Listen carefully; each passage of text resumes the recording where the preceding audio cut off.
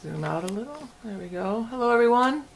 Vicki Verley here, Rock and Roll Prophetess, and we're going to take a look at the chart, which is, what is this, as a new moon, at 1 degree Libra, 108.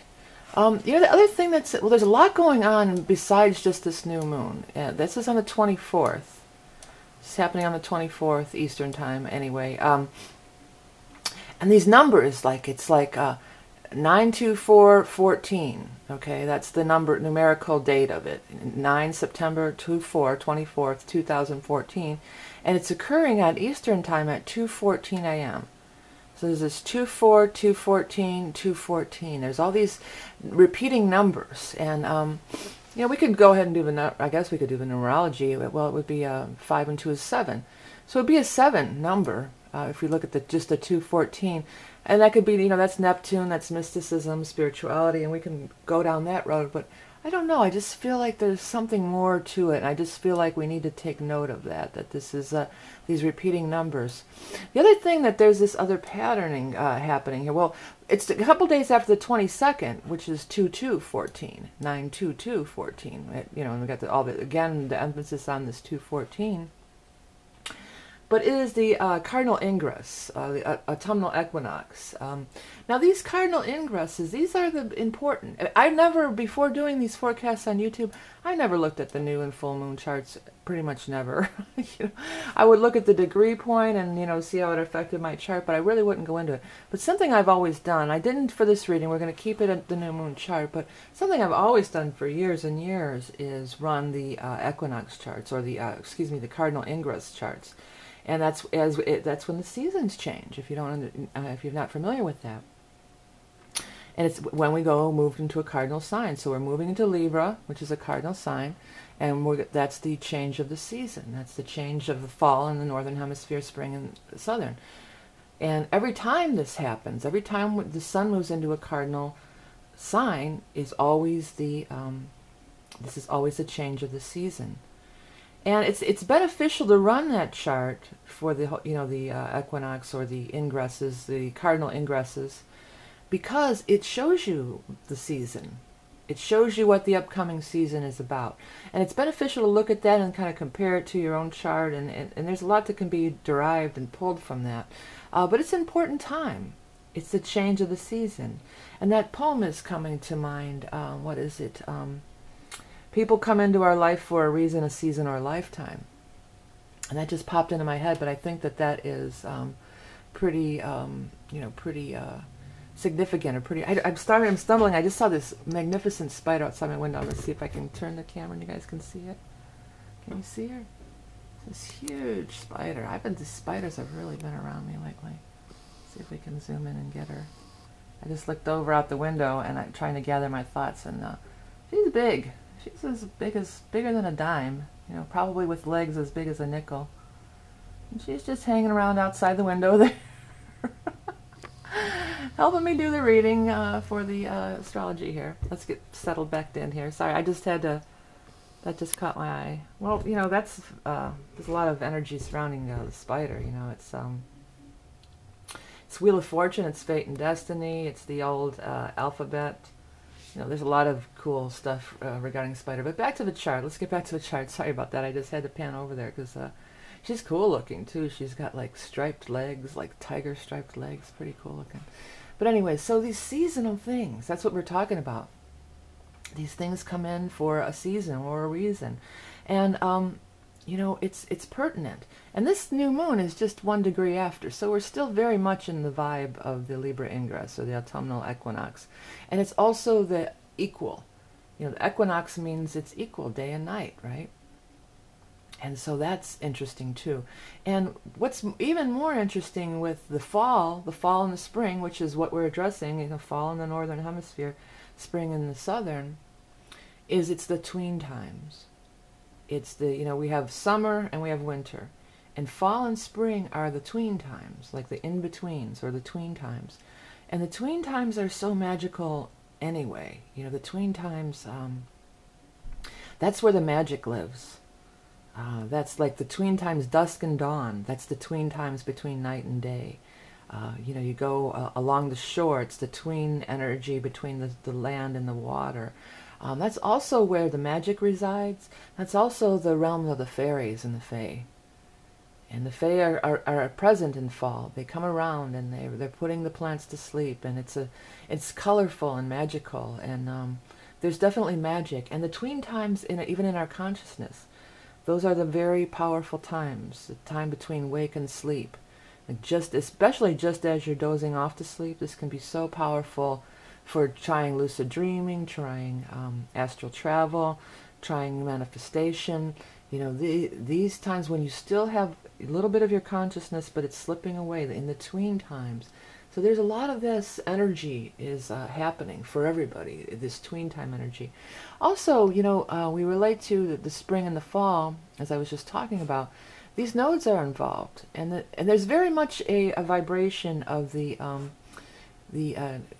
Aries and Libra energy, which is spring and fall no matter where you live, okay? And again, it's these tween times. But not only because we have the nodes here, we've got the North Node in Libra, the South Node in Aries, but there's a couple other things going on here. For instance, also on the 9/22 day, when Pluto, when the Sun enters Libra, Pluto goes direct after a very long time. And I looked it up ahead of time, and it was April 15th when Pluto went retrograde. So, of course, that's the time of Aries, right? So again, we're tying in the Aries energy as it relates to Pluto, as Pluto just has gone direct like 2 days before this new moon chart on the 22nd, the same day as the equinox. So there's the Pluto energy, the transformation. What I'm trying to get at too is it's very much tied into what in our lives we can look at this. Well, what was going on for us in April? And Pluto being retrograde, it's transformation, but it's going within.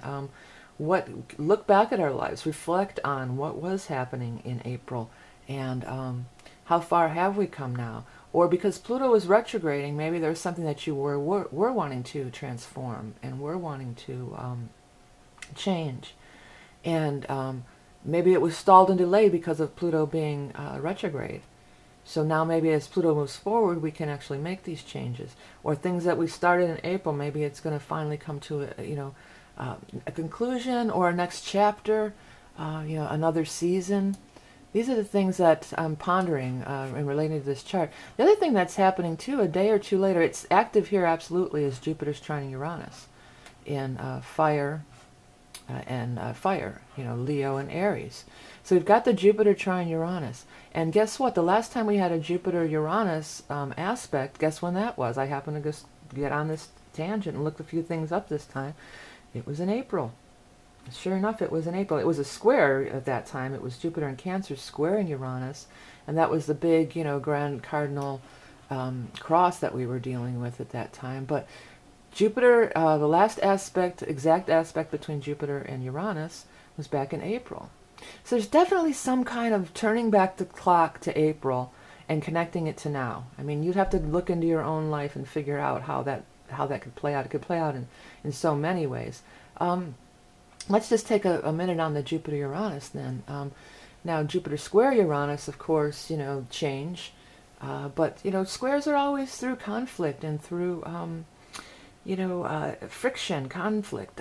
Jupiter trine Uranus, then this could be a beneficial thing. This could definitely be some kind of reward thing that happens in a good way, in a light-hearted way with fire, and quickly with fire. Uranus and Aries, and Jupiter and Leo. We're not going to dilly-dally and ponder this forever. It's going to be lightning fast. Uranus is lightning, okay? It's lightning fast. And so it's like lightning could strike for a lot of us, especially if you have these fire degrees. If you've got something in the teens in fire, or even in the teens over here in Sag to fill in a grand trine, you're really being activated. You're being activated all over the place here.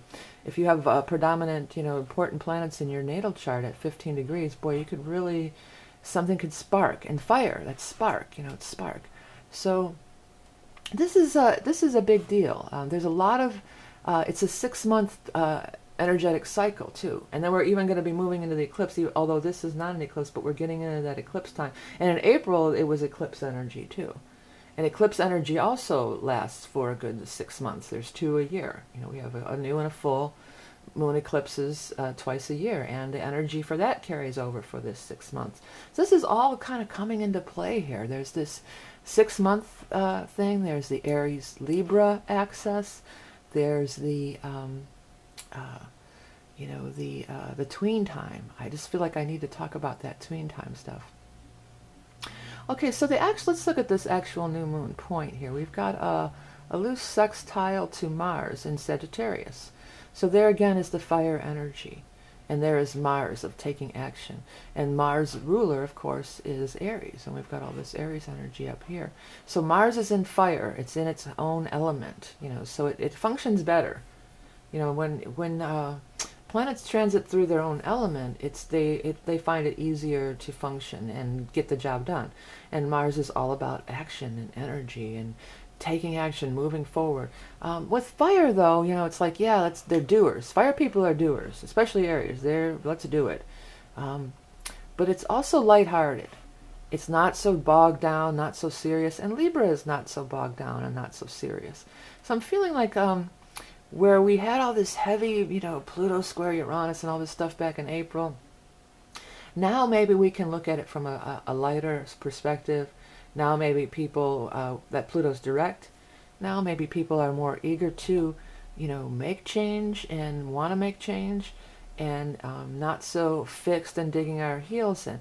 You know, Jupiter is in Leo, which is a fixed sign, but, you know, it's not like, it's not dig in negative. It's like, yeah, let's, you know, we could be, I'm seeing the planting of the flag, you know, on the planet or the mountain or whatever. You know, we could be planting these new flags and forging these new territories, you know, figuratively, you know. I'm seeing them putting the flag in the ground, and that's, you know, like a figurative thing. And you could be planting your new flags and making your new beginnings in your life. And because we're approaching Libra, we've got Pallas and the nodes and everything all involved here. The nodes is key to, you know, like finding our path in life. The North Node is our path in life. And while the North Node's in Libra, we all have to try to get on path and everything, but we also have to do it in a way that's not going to be so, you know, bossy, confrontational. Libras want balance, okay? Libra is about balance. That's what the Libras go to achieve. And Libra is also partnerships. Got the Aries Libra axis is Aries me, Libra us. You know, it's the 1st and the 7th house in the flat chart. So it's me, and then it's the other. It's the partnership, but the 7th house is also the other, you know. But this is very harmonious. There's not a lot of, I mean, yeah, the Pluto-Uranus square is here, but again, this is just this ongoing thing. I'm feeling a lot of really harmonious energy around this and regarding this, especially because of Jupiter trine Uranus. And that can be, Uranus is also these flashes of brilliance, okay? So maybe there could be a brilliant idea to a long-standing problem. We could have an insight, and but it's also like a new outlook, you know, and it's one of those times when you can just laugh at yourself again. You know, you can just say, oh God, I can't believe I was being so adamant or so fixed or so stubborn about this. It's so, what does it all really matter in the grand scheme of things? You know, it's, why am I, you know, you can kind of just let it go and just be loose and free and light. Levity is strong energy regarding this chart. Okay, well, there is other things going on here. We do have Ceres with Saturn and Vesta, and then we do have, it's doing something, one of those adjustment aspects to the node and the everything over here. And it's also trining Chiron. You know, there's a lot going on with this Isis thing. This has kind of really disturbed me too. I remember from, you know, Isis is such a feminine icon. And in the 70s, there was that show. I actually looked it up. I forgot to get it. I got to grab it. I actually looked it up. Here she has a falcon or a raven. And I don't ever remember. I remember that show, though, The Mighty Isis, you know. And I did a search on it last night or sometime. And let's hear some images. They show her with this bird, like a raven or crow, which is my totem. Here's one of them. Here's one. I don't really remember that, but I guess maybe in my subconscious mind I would have known it. But this was, the mighty Isis. And in Egyptian astrology, it's all about this, this feminine empowerment and everything. And then, these people are taking this energy and they are really screwing it up. They're really not only anti-women, but they are, they are anti-people. I mean, and they're the opposite of humanitarians. There's an Isis asteroid, and I did look that up too as well. And the Isis asteroid is at 5 Leo. 5 Leo 13 on this date, on this 24th. So it'd be falling in the chart right around in this area. And it would be sextiling to that Libra energy. And I was just wondering, there's the Isis, there's the asteroid, and then there's also Isis trans Pluto I looked up, which is 0 Virgo. So that would be like over here. But I want to just focus on the Isis asteroid for a minute. And I just it baffles me, like, why do they choose that name? Because it's so anti everything that Isis has traditionally stood for. And the Isis goddess in, Egyptian mythology or whatever, she was not, she was a powerful female icon, and Isis, the asteroid, is in Leo, at 5 degrees of Leo. And it is trining Mars, but in Leo, can be, the negative side of Leo, prideful. Like, we're right and we're the best. I'm better than you, Leo's on the negative tone. Some of the negative side. I love Leos. I get along with them. I was raised by a Leo. I'm not putting down Leos in general, but every sign has its positive and negative. And sometimes with the Leos, it's this ego thing. I'm better than you. I'm the I'm the royalty looking down on you peasants. It can be that kind of vibe, and that's sort of the energy that they're projecting, like that their way is right, and looking down on, we hate Americans, or whoever, they're just haters, whatever. I don't really know where I'm going with this, and maybe we can just open up a discussion, but I just, that just popped into my head, and it's just like, well, I wonder if this transit of the Isis asteroid has anything to do with this group. It's because their name is so, it baffles me, and it makes no sense. Why didn't they pick a name of somebody who was, a warmonger? Or, why would they pick that name? That just really is weird to me. And I was wondering if that had any doing, right off the bat. Actually, it's not. I'm seeing the trine to Mars, and it's sextiling the new moon point, so I'm not seeing any major, my mind's not blown here. There's something with the Neptune here. Well, that if it's 5 degrees and it's 5 degrees, there's that aspect of the adjustment needing to be made. And whenever Neptune's involved in anything, again, with the negative and the positive, I love Pisces too. I love Pisces energy. I have Jupiter in Pisces.